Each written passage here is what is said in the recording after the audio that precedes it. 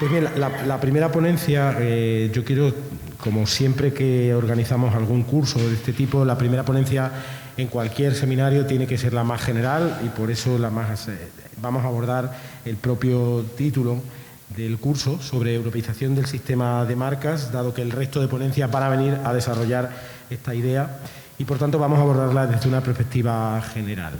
Yo creo que cualquier reflexión que hagamos hoy sobre la naturaleza de los derechos de propiedad industrial y sobre la naturaleza, en este caso, del sistema de marcas, tiene que partir de una consideración de carácter histórico. Quizá es por mi formación profesional, ¿no? O mi deformación profesional, mejor dicho, que lo hago de esta manera, pero creo que tenemos que partir siempre de una idea que explica cómo se ha ido desarrollando luego el fenómeno a lo largo del tiempo. Y es que los derechos de propiedad industrial, no podemos olvidarlos, son derechos cuya naturaleza es estrictamente territorial y dentro de la territorialidad han sido históricamente territorialmente nacionales.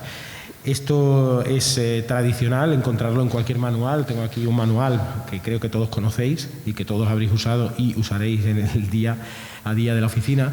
Y sin duda esta reflexión es la que marca el punto de partida que tenemos que tener en cuenta para todo lo que vamos a ver a continuación, puesto que si algo nos enseña la trayectoria que ha ido marcando la Unión Europea ha sido precisamente a cuestionar muchos principios asociados a la soberanía de los Estados de forma tradicional, y uno de ellos ha sido el de los derechos de propiedad industrial.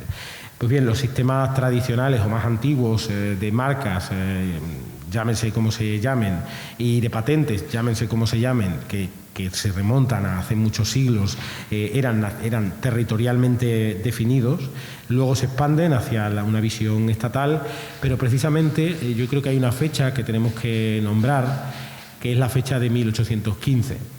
En 1815 en 1815 finaliza el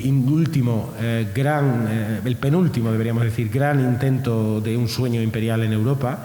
Es cuando las tropas napoleónicas y el propio Napoleón acaban perdiendo en diferentes batallas y finaliza el intento imperial, a partir del cual Europa siempre se va a configurar desde ese momento en torno a la idea ya imbatible de una serie de estados que se van configurando en su autonomía y que van desarrollando además unas economías nacionales cada vez más robustas como consecuencia también de la industrialización.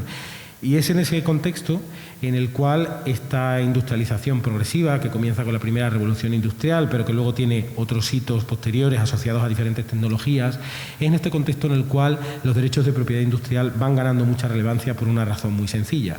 Los movimientos de las tropas napoleónicas y al igual que luego otra serie de descubrimientos científicos van posibilitando cada vez la inclusión de más países en el entorno económico, el comercio internacional se va desarrollando, los productos industriales se van moviendo por el mundo a través de diferentes rutas hasta convertirse prácticamente en rutas de una naturaleza mundial, y los derechos de propiedad industrial se desarrollan por todo el mundo o se van desarrollando por todo el mundo como parte de esa herencia europea, fundamentalmente europea, pero que también tendrá mucho que ver con la herencia estadounidense en su territorio y se irá exportando.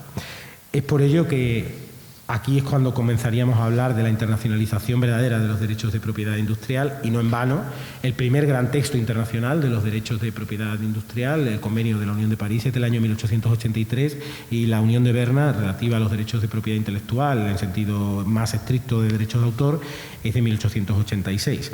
Por ello, la tendencia a la internacionalización ha sido una constante a partir de finales del siglo XIX, y cada día han sido más textos internacionales que no vamos a nombrar, los que a lo largo desde finales del siglo XIX y sobre todo a lo largo del siglo XX han ido produciéndose en el ámbito de los derechos de propiedad industrial.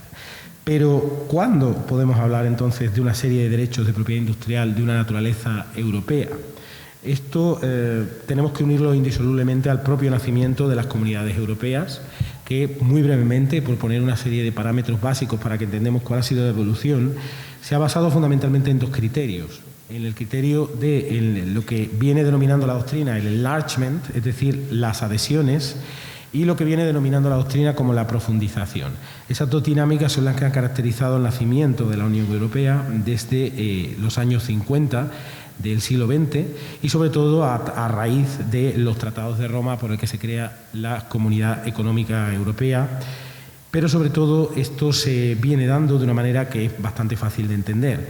La Unión Europea surge fundamentalmente a raíz de las catástrofes de la Segunda Guerra Mundial, que hacen ser conscientes de que una Europa enfrentada no puede tener ningún futuro bueno, sino todo lo contrario, como se demostró en esta etapa, y por tanto surgen determinadas iniciativas, sobre todo en el entorno de los países más centrales de Europa en ese momento y más poderosos industrialmente, como es el caso de Francia, como es el caso de Alemania, en menor medida los países del Benelux, en menor medida también Italia, y se comienzan a formar las iniciativas que forman lo que hoy es la Unión Europea, que es una verdadera, como todos ustedes saben, una verdadera potencia en lo económico, en lo comercial, en lo industrial y en lo político, gracias al establecimiento de un ordenamiento jurídico del que luego veremos alguna cuestión.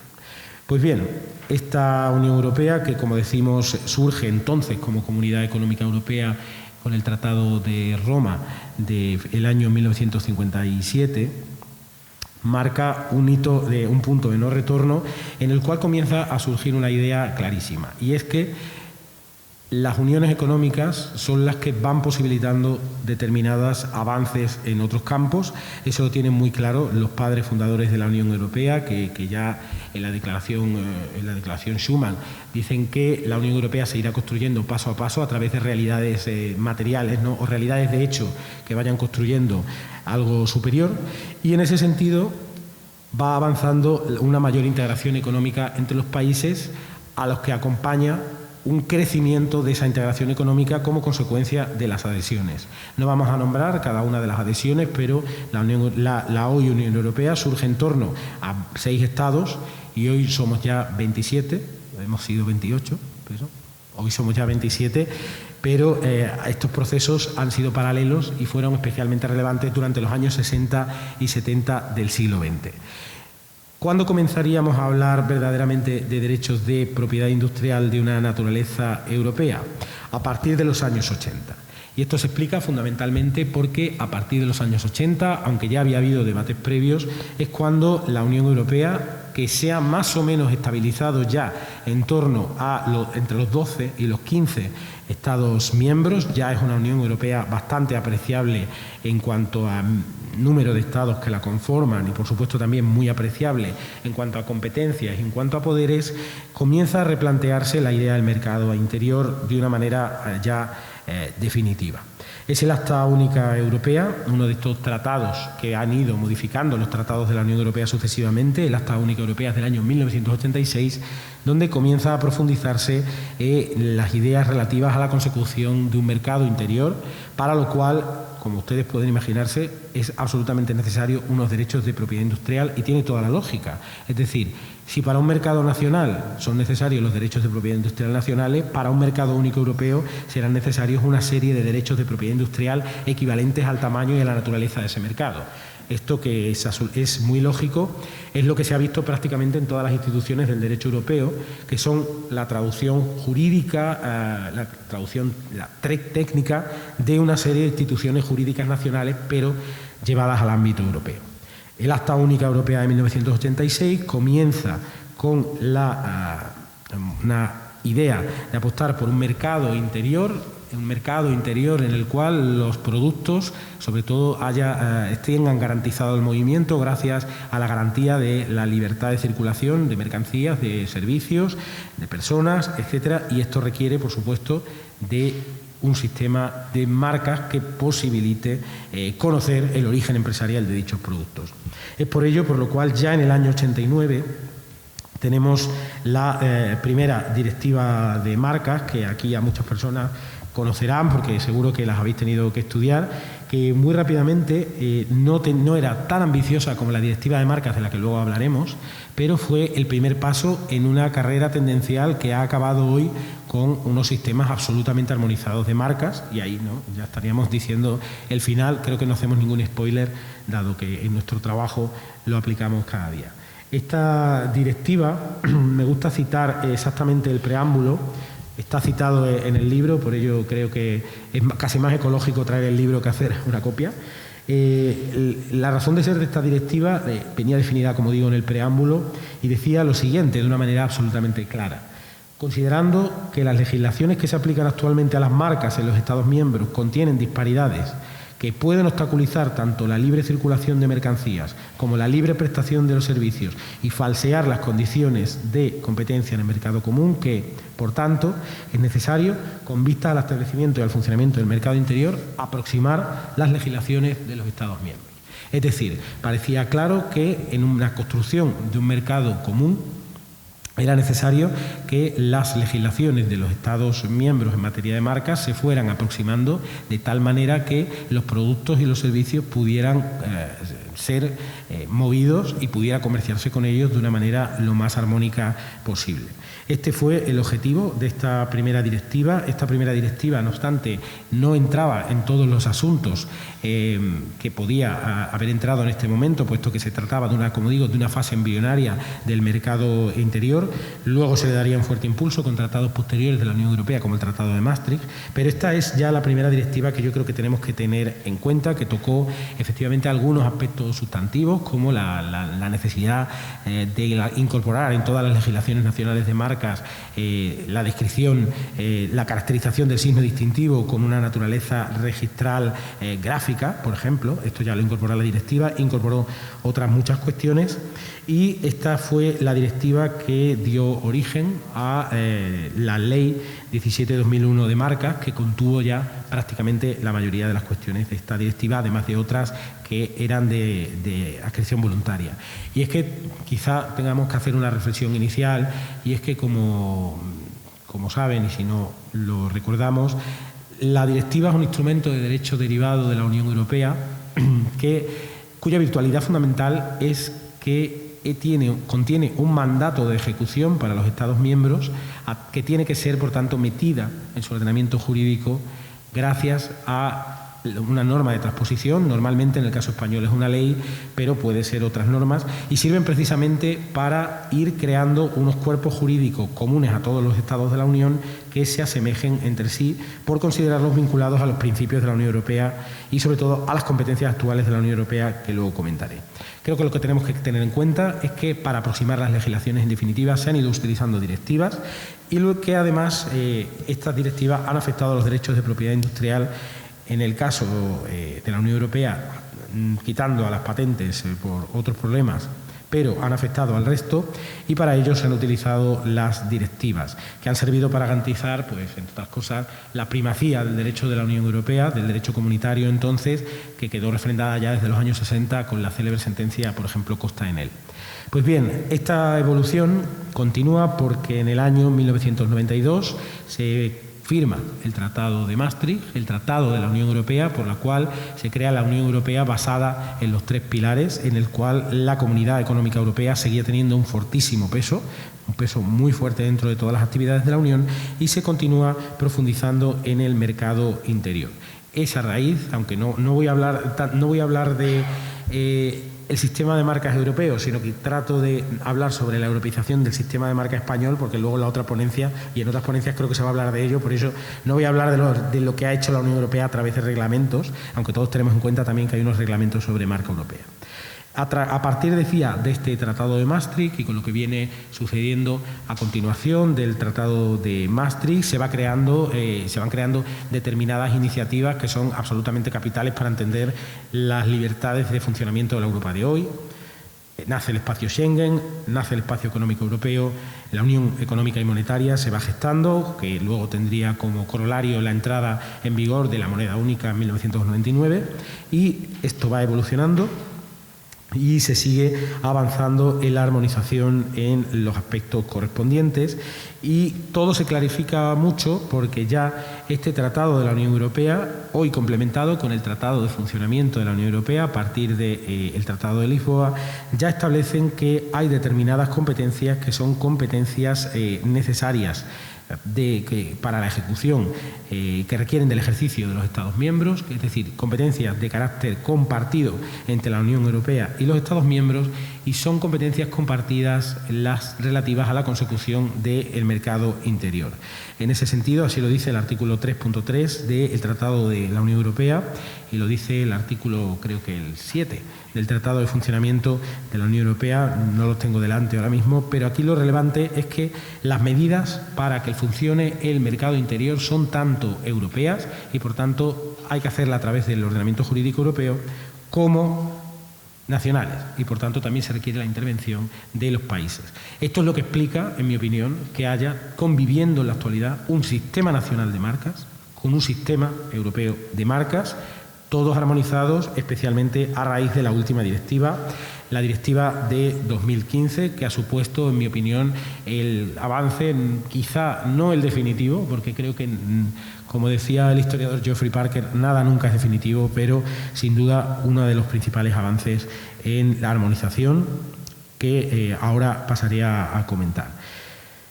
Esta directiva de 2015, además, desde el punto de vista nacional, como saben, fue traspuesta al ordenamiento jurídico español por el Real Decreto Ley 23/2018, que conocemos de primera mano porque yo mismo y parte del equipo tuvimos la oportunidad de dar todos los pasos necesarios para su transposición. Se transpuso a través de un Real Decreto Ley precisamente para cumplir con uno de los mandatos esenciales de toda directiva.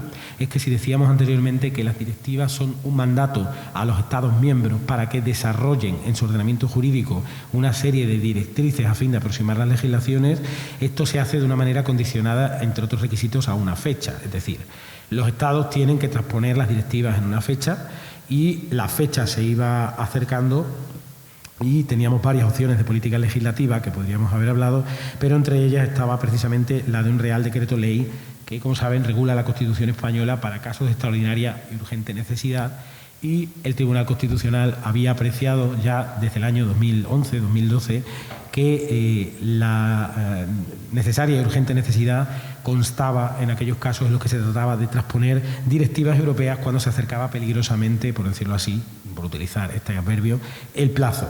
Ese plazo era enero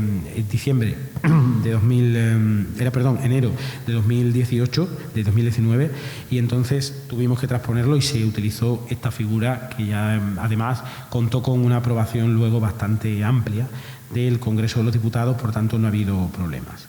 Esta Real Decreto Ley 23/2018 viene a aproximar las legislaciones, en este caso la legislación española, tanto a los que establece el reglamento de la marca europea, del que ya digo que no voy a hablar por ser una cuestión más de derecho estrictamente europeo, como entre las legislaciones de los países y de los Estados miembros entre sí, de tal modo que creen unos sistemas comparables, entendibles y fácilmente ejecutables por cualquier proveedor de servicios o por cualquier productor que quiera mover sus mercancías por el mercado interior en utilización de esa libertad de movimiento de mercancías y la libertad de prestación de servicios. Pues bien, este Real Decreto Ley 23/2018, en su apartado relativo a marcas, vino a modificar la ley que ya he nombrado, la Ley 17/2021 de marcas, e incorporó 4 grandes novedades, ¿no? Había muchas novedades que podemos abarcar, pero sin duda alguna creo que son 4 las principales novedades que se incorporaron al sistema y que, por tanto, son las que les voy a nombrar, puesto que de muchas otras cuestiones se va a hablar a lo largo del curso en las diferentes ponencias. Quizá la primera gran modificación que a la ley española se incorporó por mor de la transposición de esta directiva fue, no sé si llamarlo una nueva definición de marca o más bien una nueva definición de los requisitos registrales del signo en tanto marca, quizá. Deberíamos decirlo así, y es que precisamente como consecuencia del carácter dinámico que tienen los derechos de la propiedad industrial, en mi opinión, puesto que son derechos que vinculan a los productos con el mercado, y en pocas instituciones hay más dinámicas en el siglo XXI que en los mercados, entendidos así en plural, pues deberíamos decir que el requisito de representación gráfica, que venía siendo más o menos tradicional, como ya he dicho, puesto que era uno de los requisitos, por ejemplo, mandatados por la directiva de 1989, Este requisito se elimina, puesto que se entiende que cada día el auge, hablar en el año 2015 de auge del comercio electrónico era casi ya hablar de algo pasado. En el año 2015 el comercio electrónico ya estaba muy extendido, pero desde luego ha seguido extendiéndose de una manera absolutamente clara y, por tanto, el sistema marcario tenía que adaptarse a la realidad de las marcas por Internet y a la realidad de nuevas formas de difusión y nuevos canales de distribución de servicios y de productos, y por tanto se vio que los avances técnicos posibilitaban que el signo estuviera suficientemente definido y descrito sin requerir la representación gráfica. De ahí que surgen, y creo que se van a tocar aquí en algunas ponencias posteriores, nuevos signos que permiten distinguir productos y servicios en el mercado y, por tanto, permiten que sean marcas que ya no son tradicionalmente gráficos. Hablaríamos de marcas sonoras o de otro tipo de marcas que son susceptibles de inscripción en los registros, que ahora los registros, tanto el registro europeo de marcas como los registros nacionales, son electrónicos y posibilitan nuevas medidas, y por tanto esta es la razón de ser de esta primera gran modificación dentro de las legislaciones nacionales de marcas y que nosotros, por supuesto, hicimos en nuestra legislación marcaria. En segundo lugar, la otra cuestión relevante sería que ha afectado especialmente a la ley española es la cuestión un tanto polémica por parte de determinados operadores jurídicos y económicos relativa a la eliminación de la distinción entre la marca notoria y la marca renombrada y la inclusión como única categoría reforzada de la marca renombrada.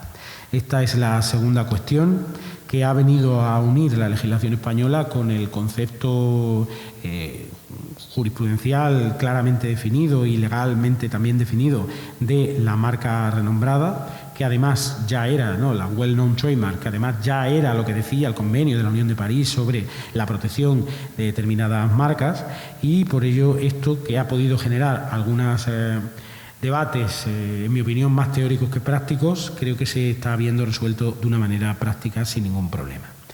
El tercer gran aspecto que hemos modificado en este Real Decreto Ley 323/2018 es la introducción en el seno del procedimiento de registro del trámite de prueba de uso, que es un nuevo medio de defensa del solicitante frente a las oposiciones de marcas oponentes, y que además está teniendo un uso que cuantitativamente, evidentemente, no es especialmente relevante, pero que sí está teniendo un valor cualitativo bastante importante en el seno del procedimiento de registro.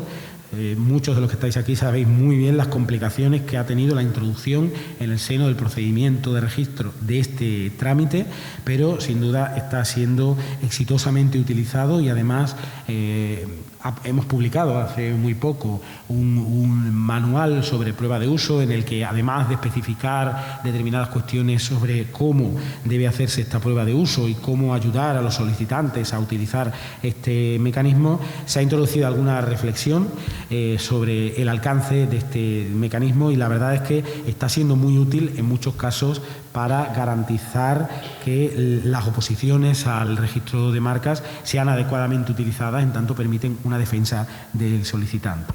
No me centraré más sobre ello porque, si no me equivoco, hay una ponencia, hay una mesa redonda sobre la prueba de uso, y ahí tendremos oportunidad de hablar más detenidamente sobre ello. Y el gran último reto jurídico que hubo de abordarse con la reforma legislativa que estoy explicándoles fue, sin duda alguna, la introducción de un sistema administrativo de nulidad y caducidad, es decir, un sistema de reconocimiento y de tramitación de la nulidad y la caducidad de la marca en vía administrativa, para lo cual ya teníamos un margen mayor por parte de la directiva, ya que daba hasta el 14 de enero de 2023, y son muy diferentes las operaciones que estamos haciendo para que este procedimiento administrativo pueda establecerse en vía administrativa en tiempo, en forma y siempre de acuerdo con unos criterios, como reconoce la directiva, de tener un sistema eficiente que sea rápido para la subsanación de este tipo de cuestiones y, por supuesto, que sea útil y que sea fácil de utilizar por parte de los usuarios, ya que nosotros entendemos que este sistema de nulidad y caducidad en vía administrativa es una herramienta más que además contribuirá a la desjudicialización de determinados procedimientos, cosa que puede ser favorable, aunque evidentemente en un Estado de Derecho como el nuestro las decisiones de la oficina sobre esta nulidad y caducidad en vía administrativa, es decir, las resoluciones que se dicten declarando nula o no, o declarando caduca o no una marca, evidentemente son recurribles, como no podía ser de otra manera, ante los tribunales. Estamos discutiendo ante qué tribunales todavía para que la reforma sea lo más efectiva posible. Como les digo, esto ya hemos comenzado a hacerlo a través del texto de la modificación de la ley de marcas, pero tenemos por delante el reto de establecer de una manera clara, de una manera, repito, clara, que el sistema no contenga determinados aspectos contradictorios entre sí, según a quien corresponda conocer de los asuntos relativos a la nulidad y la caducidad en vía administrativa. La reflexión jurídica, claro, ha conllevado que este sistema no pueda ser implantado únicamente, como el resto de novedades de la directiva, por mor de una reforma de la ley de marcas, sino que tengamos que modificar también la ley orgánica del Poder Judicial. Y esto escapa del poder de la oficina por dos motivos. Primero, porque se trata de una ley orgánica que, de acuerdo con el artículo 81 de la Constitución, requieren una mayoría específica en las Cortes, más difíciles de conseguir que una simple ley ordinaria, como es el caso de la ley de marcas, y por supuesto, además, porque se trata de una ley que no es competencia, las tramitaciones de su modificación no son competencia de la oficina, sino que competen a otros ministerios que son los responsables como centros jurídicos directivos del Estado de promoverla.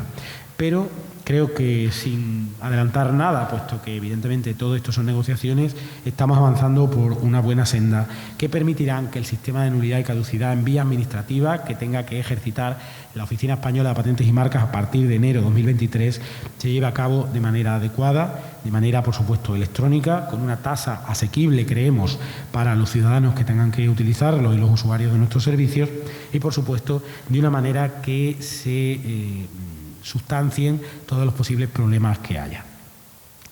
Al final, cualquier modificación legislativa, como fue la modificación legislativa de la Ley de Marcas, requiere siempre de la necesaria colaboración del reglamento. Esa tarea también la hicimos de una manera además bastante rápida y bastante efectiva a través del reglamento 306/2019, que siempre me acordaré de la fecha en la que se aprobó, porque se aprobó un 26 de abril, el 26 de abril de 2019, que quizá os suena, es el Día Mundial de la Propiedad Intelectual, y se aprobó el día 26 de abril y era un reglamento que, al igual que el Real Decreto Ley 23/2018 modificaba la Ley de Marcas para actualizarla de acuerdo con los requisitos de la directiva, este reglamento modificó el reglamento anterior de la Ley de Marcas para adaptarlo a los nuevos procedimientos, sobre todo para adaptarlo a las cuestiones específicas procedimentales de la prueba de uso. Pues bien, esta ha sido de una manera muy rápida la evolución que creo que desde nuestros sistemas nacionales hemos percibido sobre el sistema, la europeización del sistema de marcas desde la perspectiva nacional. Sin duda alguna ha supuesto un avance fundamental para nuestras legislaciones. Sin duda alguna supone el establecimiento de unos sistemas sencillos y accesibles para nuestros usuarios, cosa que es absolutamente clave y absolutamente fundamental, y además creo que ha posibilitado un enriquecimiento del derecho de marcas español gracias también a, y no me quiero adelantar a la siguiente ponencia, a la intervención de determinadas instituciones, no solo por la amplia jurisprudencia marcaria del Tribunal de Justicia de la Unión Europea, sino sobre todo por la aplicación práctica de este derecho y el gran respaldo para las oficinas nacionales de propiedad industrial que supone la hoy EUIPO, la entonces, la creada en el año 1994 como Oficina de Armonización del Mercado Interior y hoy Oficina de Propiedad Intelectual para la Unión Europea, EUIPO en sus siglas en inglés. Y es precisamente a la visión un poco desde la UIPO a la que vamos a pasar a continuación con la ponencia siguiente. Javier, si quieres, ve tomando paso. No sé si hay que pasarle las diapositivas o hay que ponerle... Hay un mando, ¿no? Perfecto. Perfecto. Aprovecho y mientras voy presentando a Javier, al que muchos conocéis ya, puesto que Javier ha prestado buena parte de los servicios de su carrera administrativa en la Oficina Española de Patentes y Marcas. Javier Moreno Ramos es el actual responsable, es el jefe de servicio de Cooperación Europea desde 2018. Entre 2014 y 2018 fue jefe de servicio de Relaciones Internacionales en el Departamento de Cooperación Internacional y Asuntos Legales de la WIPO. Es funcionario del Cuerpo Superior de Administradores Civiles desde 1995, actualmente en servicios especiales desde su incorporación a la WIPO, que tuvo lugar ya hace 10 años, ¿no? En el año 2011.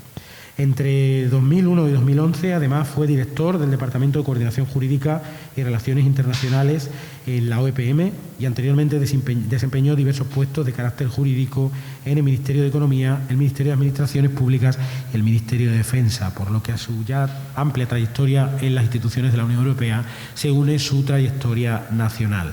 Así que creo, Javier, que tu ponencia es bastante complementaria, porque yo he tratado de explicar las grandes líneas por las que ha venido modificándose el sistema y cómo lo hemos hecho desde una Administración Pública Nacional. Yo creo que con tu charla tenemos la oportunidad de ver ahora qué es lo que se hace desde las instituciones europeas y concretamente desde la Agencia Europea competente para abordar la necesaria armonización europea de los sistemas de marca. Javier, la palabra es tuya cuando quieras. Muchas gracias, José Antonio.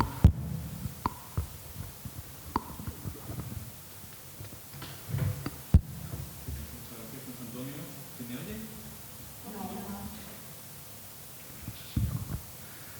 Buenos días, ahora sí. Con vuestro permiso, como tengo una presentación y con permiso de la presidencia, me voy a ir al atril, porque si no, no voy a poder presentar.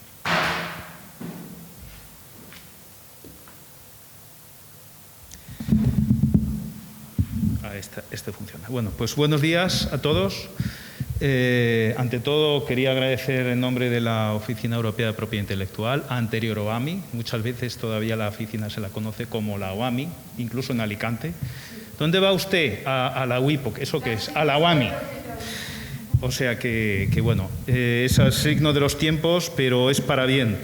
Y me alegro, primero, agradecer la invitación en nombre de la WIPO. Mi intervención va a ser bastante complementaria de la que acaba de la semblanza que ha dado José Antonio, porque evidentemente quería destacar que el título es muy pertinente. Uno es la europeización de un derecho nacional y el otro es la armonización de un derecho europeo. En consonancia, como os ha apuntado los elementos del derecho derivado directiva, yo voy a hacer más hincapié en ese otro elemento, el derecho derivado, que es el reglamento. Pero también mi presentación no va a ser solo puramente jurídica. Aquí tenemos una excelente compañera de la WIPO, Virginia, que tendrá una intervención importante esta tarde. Es una intervención integral, porque además, aunando también mi experiencia de los 10 años que llevo en la WIPO, como jefe ahora de servicio de cooperación europea, antes jefe de servicio de cooperación internacional, siempre he estado en el mundo de la cooperación, para bien o para mal, yo creo que para bien, pero bueno, también en la Oficina Española estuvo mis 10 años, mi casa madre, muchas veces lo digo, algunas caras, y de nuevo saludaros a los que algunos nos conocemos. Y mi intervención va a ser, además de jurídica un poquito al comienzo, va a ser también en la línea de la armonización, qué elementos ha introducido la interacción entre la WIPO y las autoridades nacionales desde la perspectiva de la cooperación y hasta qué punto la cooperación no se ha limitado a una cooperación puramente de intercambio de información, si hemos ido profundizando y estamos bastante avanzados después de 10 años. Y es un poco, en esencia, esa es la estructura de mi intervención. Voy a hacer una semblanza de lo que es la génesis. Como José Antonio me lo has puesto muy bien, has hecho más hincapié en la directiva, yo voy a hacer más hincapié en el reglamento 4094, antiguo, porque tiene claves esenciales, que ya no es el reglamento válido, que tenemos el reglamento nuevo del año 2017, los elementos esenciales de lo que es la marca europea, el papel de la WIPO ante OAMI. Luego voy a enlazar con lo que es la Red Europea de Propiedad Intelectual, red que se lanza en el año 2010. También tiene, y ya me preguntaréis, ¿y por qué en el 2010 y no en 1996? Pues lo veremos a continuación, porque también tiene su historia. Y voy a acabar con la convergencia de prácticas, que es otro elemento relevantísimo de la armonización.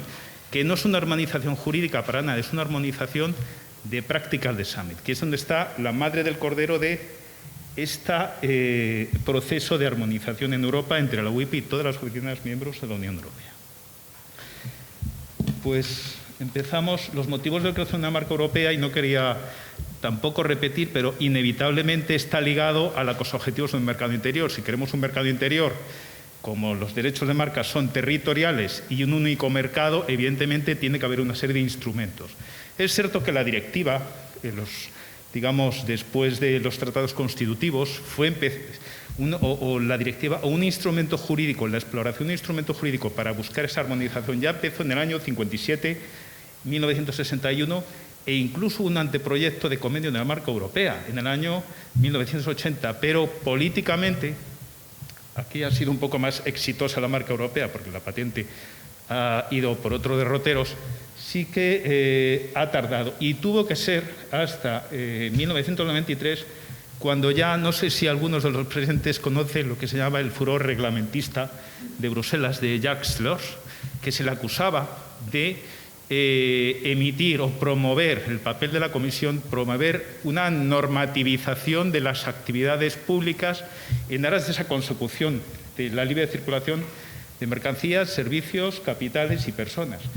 Y un elemento de esa libre circulación es la actividad empresarial en el sector de marcas.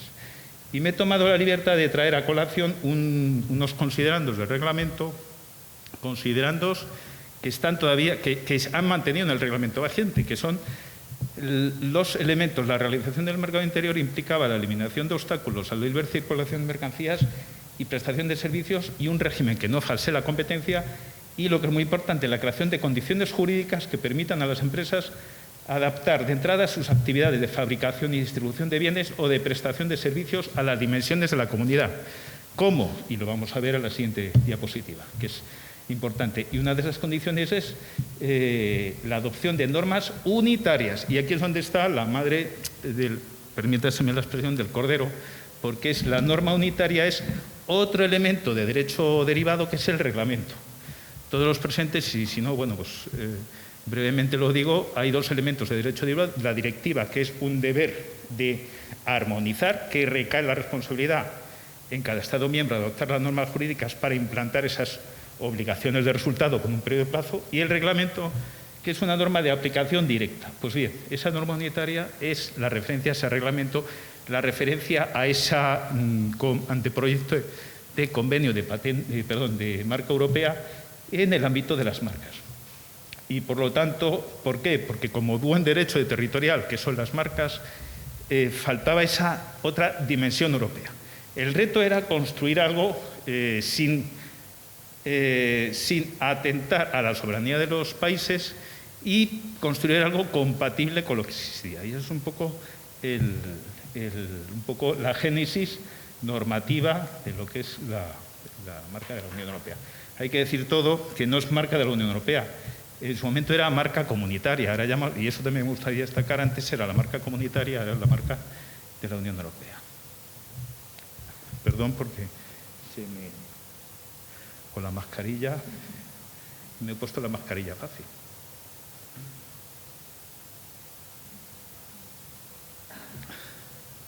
El reglamento 4094 es el reglamento que antes me he referido, que es el que crea un sistema de protección de marcas específico de la Unión Europea para la protección de las marcas a escala de toda la Unión, precisamente estableciendo las bases de ese otro título jurídico territorial, que ahora veremos los rasgos distintivos, porque mi presentación no voy a profundizar porque esto daría para mucho, pero los elementos esenciales de ese título jurídico de una marca territorial con validez en todos y cada uno de los 27 Estados de la Unión Europea.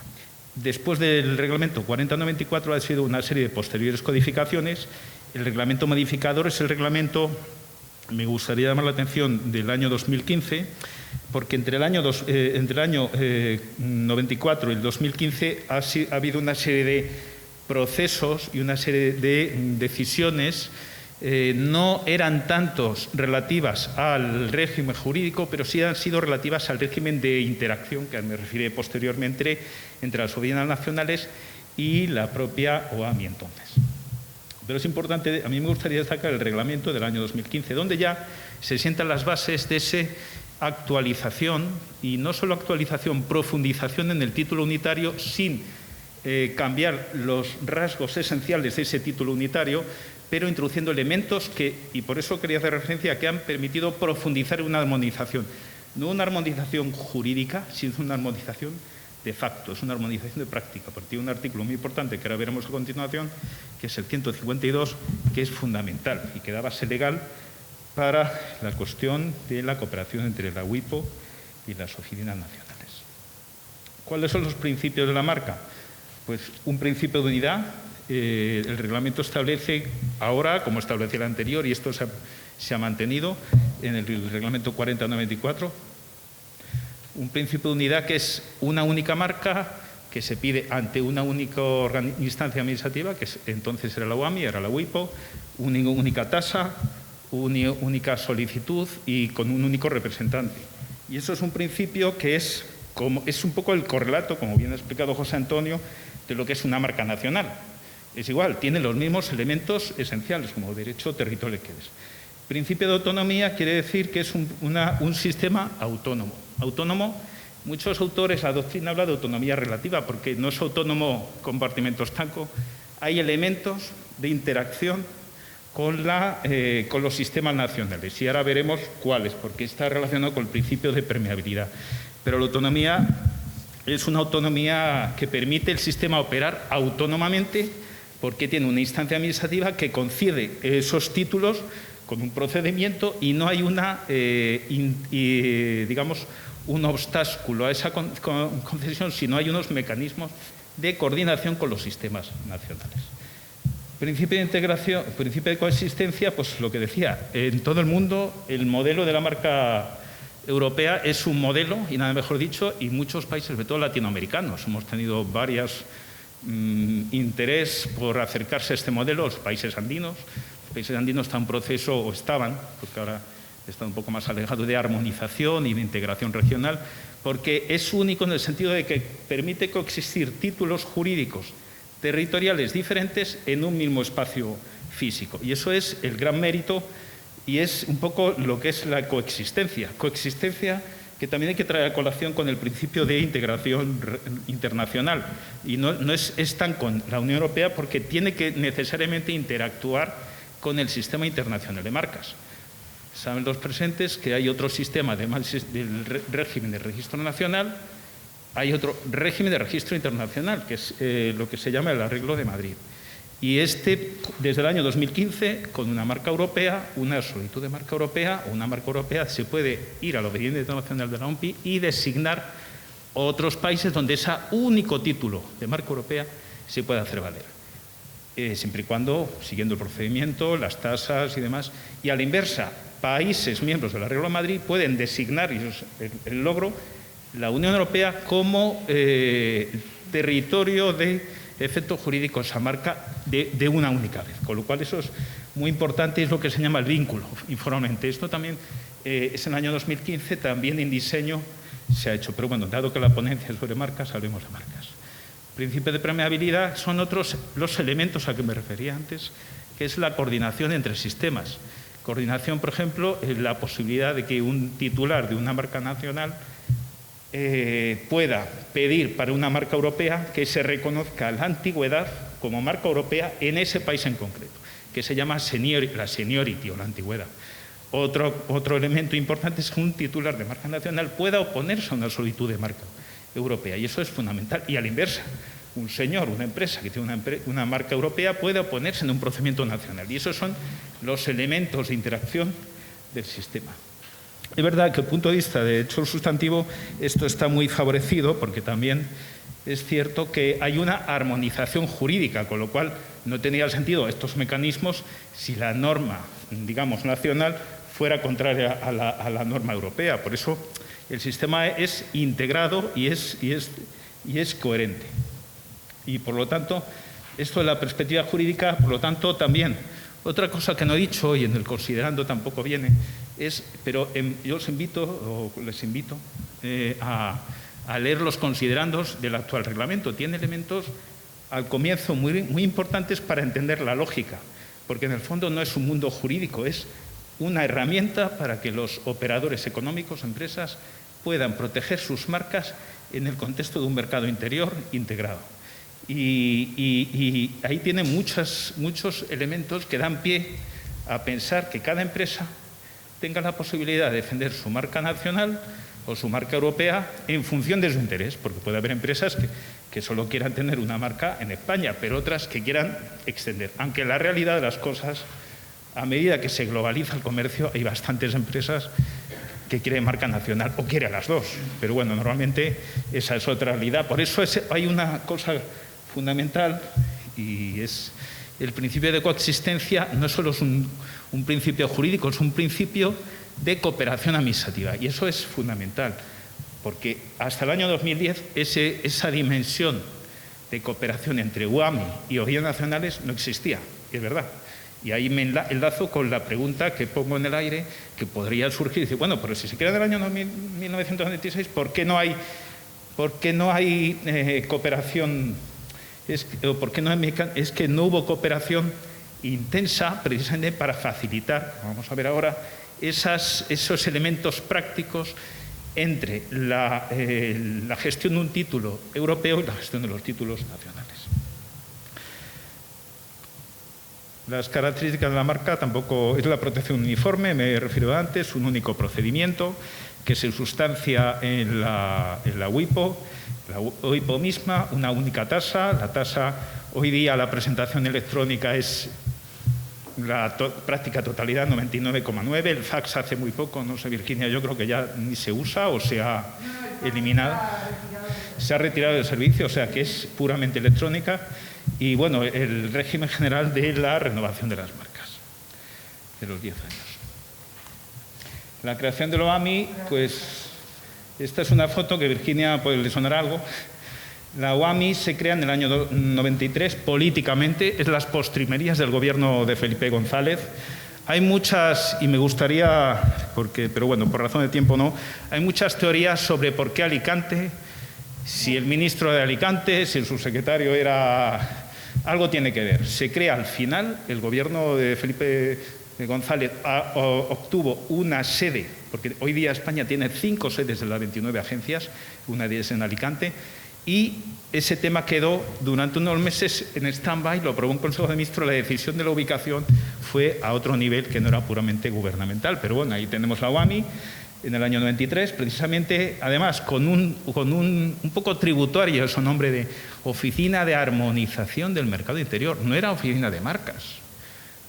Yo, por entonces, y permítaseme la licencia, estaba estudiando las oposiciones a técnico de administración civil y yo vi las noticias, ¿esto qué es? Y es que no se sabía, porque había mucha referencia que la Unión Europea, en la libre circulación de mercancías, tenía que armonizar procedimientos, estándares de calidad, y tenía que ver algo eso. La OAMI y la armonización. Pero bueno, los legisladores fueron más prácticos e introdujeron algo que venía gestándose de hace muchos años, que era la marca. Aquí tenéis el edificio, o tienen el edificio construido. La WIPO ha seguido creciendo, ahora hablaré un poquito rápidamente de los rasgos principales. Esta es la segunda fase, en el año 2018 ha habido otra tercera fase y ya hoy día es un campus. La WIPO tiene una serie de órganos de gobierno. Me gustaría destacar de las 29 agencias de la Unión Europea, es de las pocas que tiene un órgano de gobierno decisorio de su presupuesto. ¿Por qué? ¿Por qué? ¿Por qué tiene presupuesto? Y es autónoma, porque cobra tasas, como cualquier agencia, oficina de propiedad industrial nacional. Y eso le ha dado una capacidad de una autonomía financiera fundamental para poder gestionar y cumplir ese mandato del legislador, un título unitario. Y no solo para eso, lo veremos después, para lanzar lo que es la cooperación entre oficinas nacionales y la propia WIPO. El director ejecutivo es un gestor. Antes era el presidente de la OAMI, ahora es director ejecutivo. Esta, la reforma del año 2017, ha profesionalizado, yo no quiero decir despolitizado, porque tampoco sería la palabra, pero ha profesionalizado la gestión de la agencia. Hay un consejo de administración, que esa es otra de las peculiaridades, que está integrado, el órgano de gobierno, el órgano rector, son los representantes de los Estados miembros, hay 2 representantes de la Comisión y un representante del Parlamento Europeo. O sea, hay un reconocimiento, una implicación de todos los actores, operadores jurídicos o responsables políticos del mundo. El responsable de la Comisión es DG Grow, que es la Dirección General del antiguo Mercado Interior. Y también el Parlamento Europeo, esto se introdujo como novedad en el año 2017. Antes el Parlamento Europeo no estaba, sí que estaba la Comisión desde el año 2017 sí que está el Parlamento Europeo. Y el Comité Presupuestario. Competencias, es importante que el Consejo de Administración es el que no nombra al director de la agencia, no nombra, pero tiene un papel fundamental en las tareas de personal. Por el Consejo de Administración pasan el nombramiento de la terna de candidatos que va a Bruselas, al Consejo Europeo, para nombrar a los directores de la agencia, también al presidente de las salas de recurso, también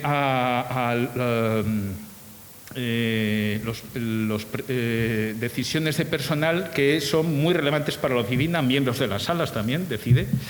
A Virginia, bueno, pues han elegido hace poco, a comienzos de año, como presidenta de sala también. Y bueno, es un órgano rector. Y aquí es importante porque también, y aquí anticipo algo que voy a decir después, es el órgano donde se aprueba el plan estratégico de la oficina y el plan anual de la oficina.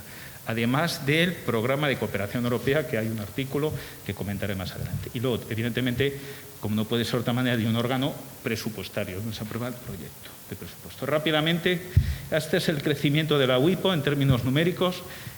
Empezó siendo una oficina pequeñita en un edificio de alquiler y ahora tiene un campus.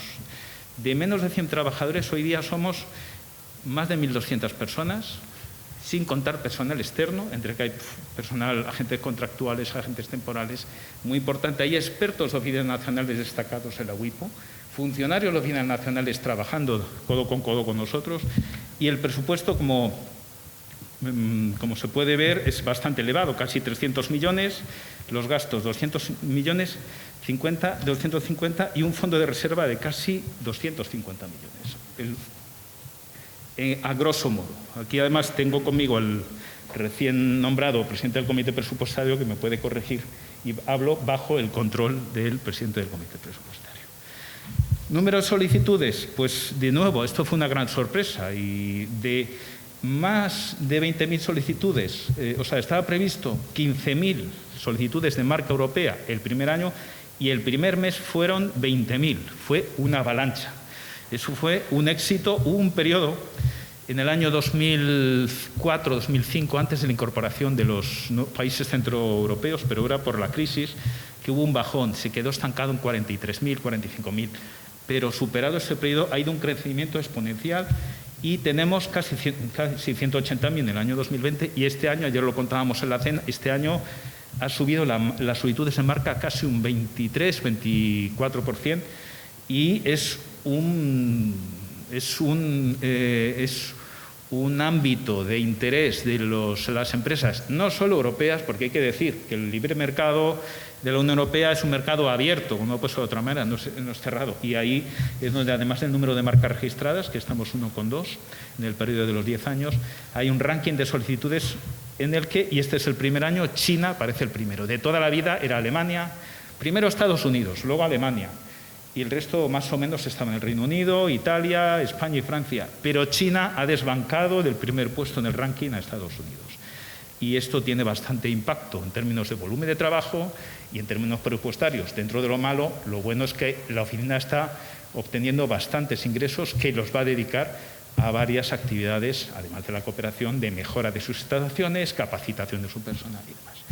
Muy importante la referencia de las pymes, y no es un dato positivo porque si tenemos en cuenta que en Europa el 99% de las empresas, como dicen las estadísticas generales, son pymes, todavía tenemos un recorrido y ahora la referencia si tenemos tiempo a ese tema. Para cualquier persona interesada hay muchos más datos en este link de la web.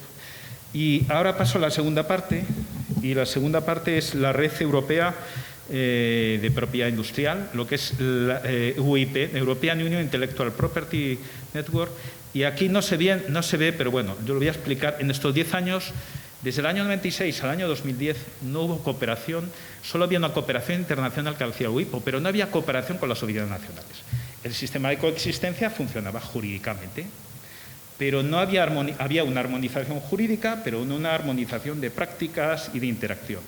Después de bastantes insistencias de los Estados miembros, hubo una decisión. En el año 2008 se constituye un fondo de cooperación por 50 millones. Hubo una gran presión política. Yo entonces estaba en la Cina Española y hubo mucha presión política por los directores entonces para el presidente de la entonces OAMI empezar a dar los primeros pasos en la cooperación, porque demandábamos, al mismo tiempo que la OAMI bajaba las tasas, y era el problema que había, porque había una coexistencia, pero la coexistencia es jurídica, pero había unas decisiones unilaterales de la OAMI por entonces de bajada de tasas. Primera bajada de tasas que detonó el conflicto 2005. Y esa fue, del año 2005 al año 2008, mucha tensión entre oficinas nacionales y la propia OAMI. Y eso creó la competencia y un ambiente bastante complicado. ¿Qué pasó? Que las oficinas empezamos a pedir entonces, porque como estuve también, pues me permito tomar la licencia de comentarlo, a exigir la cooperación. Y esa cooperación llegó de la mano del Fondo de Cooperación Europea por 50 millones, donde ya políticamente, y hay que decirlo, jurídicamente no había título jurídico. Fue una decisión política de la Comisión, del entonces presidente de la Comisión Europea, del entonces presidente, que tuvo que aceptar esa demanda, y de los Estados miembros, llevar al Consejo de Administración este paquete de cooperación. Paquete de cooperación que empezó a trabajar en el año 2011 con una serie de proyectos. Me gustaría llamar la atención proyectos como una base de datos, hoy día es mundial, que se llama TeamView, Trademark View, marcas mundiales, que hoy día tiene 90 millones de marcas, gracias a la incorporación de 30 millones de marcas chinas. Entonces, en poco tiempo, del año 2011 al 2015, en 4 años se completó TeamView. Lo mismo en diseño, DesignView, lo mismo. No tanto volumen, hoy día tiene 15 millones de diseños, no solo de países de miembros de la Unión Europea, sino también de miembros de la Unión Europea, de miembros de fuera de la Unión Europea. Y hay una serie de hitos en estos 10 años que son claves, porque hay un primer plan estratégico que se aprueba en el año 2010, casi un poquito después de cuando se lanza el Fondo de Cooperación, donde se estructura para la oficina el nuevo enfoque entre otras mejoras internas de la oficina, el nuevo enfoque de la cooperación. Hay un segundo plan estratégico en el año 2017 o 2016, porque fue la mitad, donde al mismo tiempo que se aprueba la reforma legal del año 2017, y el artículo que vamos a ver a continuación, se establecen las bases jurídicas para esa cooperación. Y ahora expliquemos un poquito cómo funciona esa dinámica de cooperación. Hay un hito importante, a la EUIPO se le otorgó un premio a la excelencia y la calidad en el sector público, y hace muy poquito hemos lanzado una iniciativa de apoyo a pequeñas y medianas empresas, que es el buque insignia de la oficina. Pero me gustaría, para no retrasar mucho, irnos al meollo realmente. La base de esa cooperación, cuando yo decía antes que es del año 1996 hasta el año 2010, no había cooperación, tampoco había un título jurídico que obligara. Esto es una norma que obliga. Y hay un artículo que es el 152 que establece un mandato, digamos, de trabajo y un mandato financiero.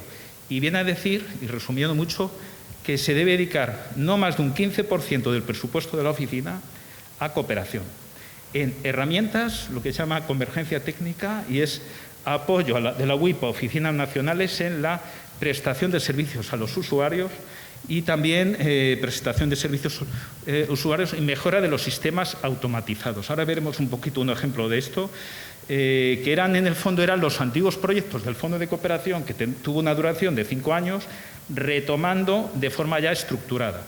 Y ese es el mandato que tiene el Consejo de Administración. El director ejecutivo de la agencia propone los proyectos, el Consejo de Administración aprueba.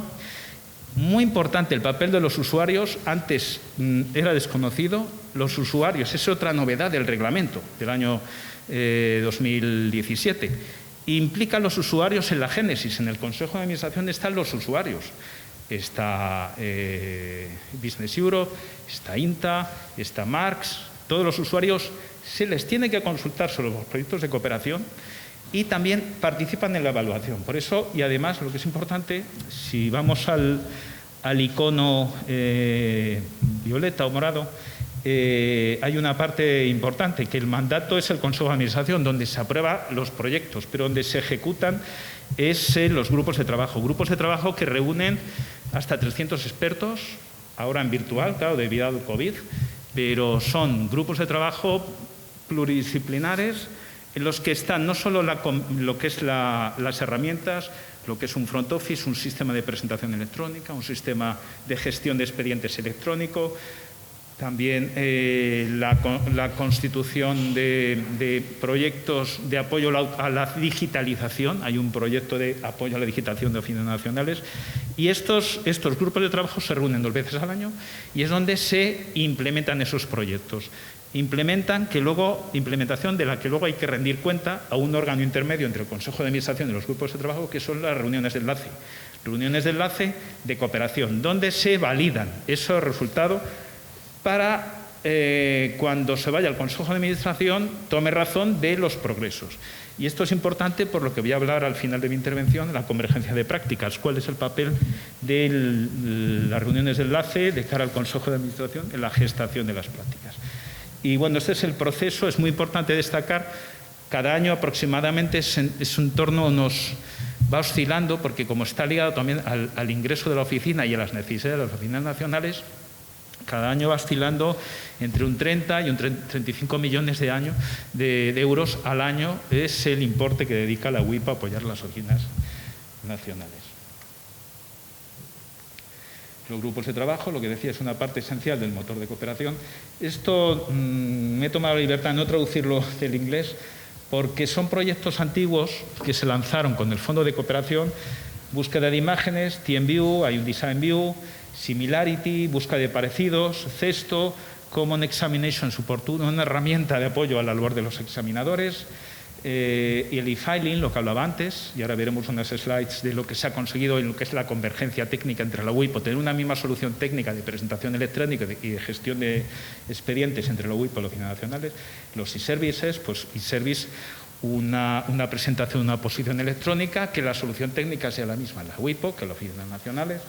E-learning, bueno, una serie de proyectos, varios de ellos han finalizado. Escenario de la cooperación, por ejemplo, en Front Office hoy tenemos 21 oficinas que tienen la misma solución técnica de presentación electrónica, no solo de presentación electrónica de marcas, también de diseño. Evidentemente patente no, que eso es otro foro y no somos competentes, pero también cada vez más el pago electrónico, la solución técnica, y eso es financiado por ese 15% de la cooperación. Lo mismo ocurre con el back office. Por ahora son 3 oficinas, se lo han implantado, pero tenemos 6 más en proceso, con lo cual la idea es lo que llamamos la convergencia técnica o la armonización técnica, que es otra dimensión, por eso decía que no es puramente jurídica. También tenemos un programa de apoyo a oficinas nacionales en la gestión de los proyectos. Tenemos destacados 19 gestores de proyectos, que es personal no de la UIPO, sino externo, destacado allí, expertos en gestión de proyectos para apoyar la implementación de los mismos. Y bueno, esta es la página web de la red UIPN, es European Union Intellectual Property Network, donde les animo, si tienen un rato, a ver ahí donde están desglosados todos los proyectos que están en funcionamiento hoy en día. Y bueno, ya paso a la última parte de mi intervención. Permiso.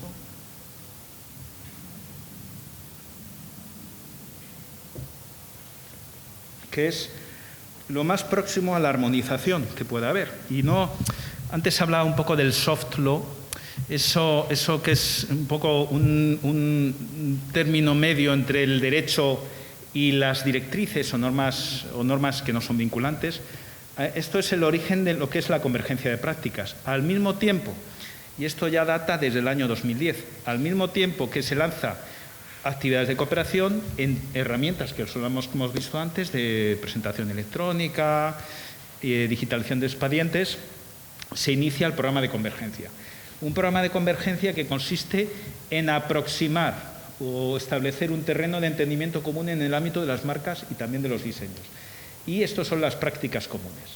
Aquí hay unos datos generales del número de prácticas comunes, la identificación de unos espacios de actividad. Y es muy importante que esto no es jurídico, es práctica de examen. Es un espacio de colaboración en torno a los grupos de trabajo, que es dentro del paquete de proyectos europeos. Hay una parte de esos paquetes de proyectos europeos que se dedica a la convergencia de prácticas, y los grupos de trabajo, y aquí tengo algunas personas que han participado en alguno de ellos, de la oficina española, hay un diálogo entre unos representantes de unas oficinas, de otras, con un máximo de 10 miembros, no porque sería impensable tener un grupo de trabajo que estuviera en las 27 oficinas. Hay una selección, el grupo de trabajo son de 10, 12 personas, se identifican por el Consejo de Administración los campos temáticos donde hay esa convergencia y luego se procede a la negociación de los elementos. A ver, seamos también realistas, tampoco es que resolvamos, por ejemplo, quitando algunas prácticas comunes muy específicas, que sí que ahora veremos como en los nuevos tipos de marcas, son ámbitos reducidos, porque y me remito a la intervención de José Antonio, también es verdad que bueno, la soberanía es la que es, y la WIPO no puede imponer o sugerir una línea de práctica a sus examinadores. Es un trabajo, es un diálogo, y no exagero, que tarda, normalmente son 2 años, desde que el Consejo de Administración aprueba. Vamos a trabajar en este ámbito de convergencia. Hasta que esa práctica común se publica, pasan 2 años, 2 años y medio. Es un trabajo bastante intenso. Pues bien, esa colaboración se plasma en que hoy día tenemos 12 prácticas comunes lanzadas en el año 2011 hasta la actualidad, implementadas por todas las oficinas. 289 es el número de, llamamos, implementaciones o implantaciones en las oficinas nacionales, si multiplicamos. No quiere decir que no todas las oficinas europeas implementan, muchas implementan, pero hay veces que se reservan el derecho y son libres. Una cosa que se me ha olvidado comentar, el artículo 152 establece una obligación, un mandato para el Consejo de Administración de aprobar proyectos de cooperación, y establece una obligación de dedicar un dinero, pero también tiene el derecho que se llama en inglés opt-out, la posibilidad de salir en cualquier momento, y es un principio de voluntariedad. Por lo tanto, si echamos las cuentas, 12 por 27 nos salen 289, eso es un poco para explicar. Y no se ven, pero bueno, lo voy a leer porque no es para entrar en cada uno, porque de verdad que son bastante detalladas, pero las convergencias, prácticas comunes que se han gestado, y las 12 en marcas, voy a hacer también una referencia a diseño, son las siguientes.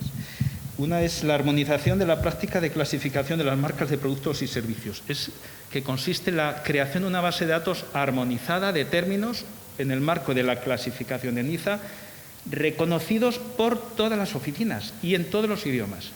¿Por qué es importante? Porque de cara al usuario esta base de datos, y les invito a los presentes que se metan en esa website, en la página web de la Red Europea de Cooperación, hay una base de datos armonizada donde hay un proceso de votación que va más allá del grupo de trabajo, todos los términos que cualquier usuario puede presentar una solicitud de marca utilizando uno de esos términos, y cada oficina se ha comprometido, no es una obligación jurídica, volvemos de nuevo, es una obligación de cooperar, de admitir, tiene que admitir esos términos de la clasificación de productos y servicios en sus solicitudes. Eso es un paso muy importante en la armonización, de transparencia, de seguridad jurídica y de simplificación. Está la armonización, hay otro sobre indicaciones generales de los títulos de clase de la clasificación del arreglo de Niza, porque había una diferente práctica en la interpretación de los términos generales. Otra sobre marcas figurativas que contienen términos descriptivos, carácter distintivo.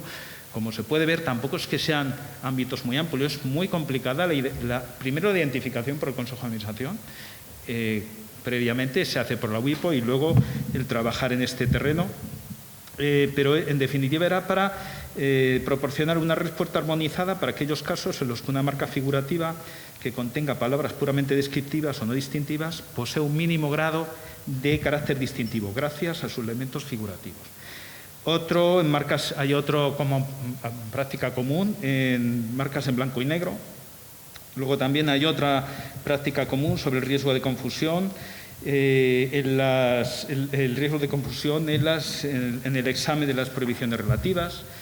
los exámenes de motivos relativos. Luego hay otra práctica común sobre el uso de una marca registrada de una manera diferente a cómo se ha registrado la marca. Y eso es importante también, que haya un mínimo común denominador de práctica entre los examinadores de la WIPO y los examinadores de las oficinas nacionales.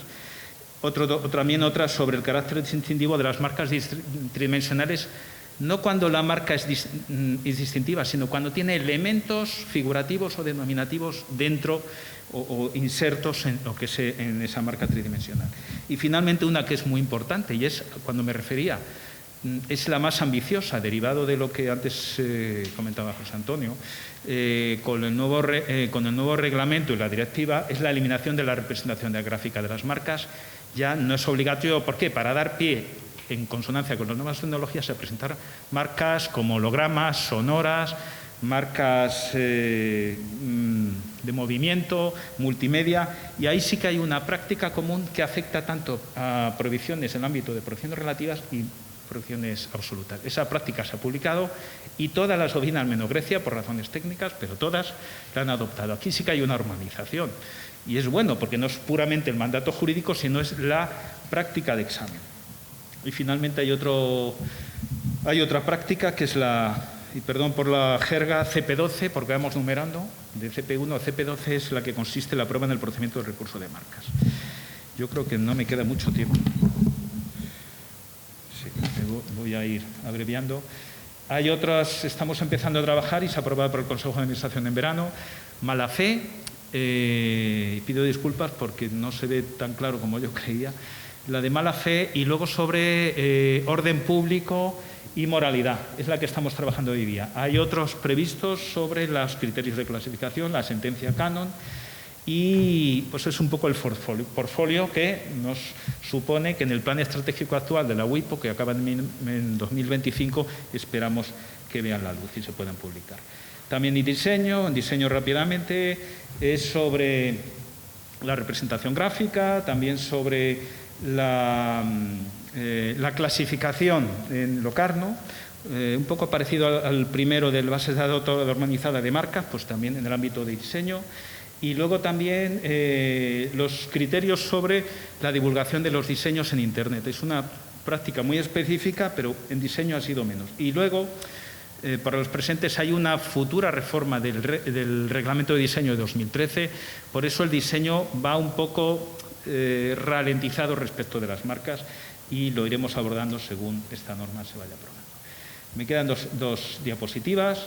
Estos son los resultados, pues en esencia la seguridad jurídica, la claridad, transparencia de cara a los usuarios. De nuevo vuelvo a decir que los usuarios están en todo el proceso, desde que se gesta un proyecto hasta la actuación, y por eso en los grupos de trabajo, no lo he dicho, están también los usuarios participando, en pie de igualdad con las oficinas nacionales, aunque decida el Consejo de Administración. Y aquí en el gráfico de la izquierda, en azul, estos rombos azules, para una de las prácticas comunes, la CP4, sobre la distintividad, es una encuesta que se circuló en el año 2012 y luego en el 2015 en rojo se ve el grado, según la contestación, el grado de armonización.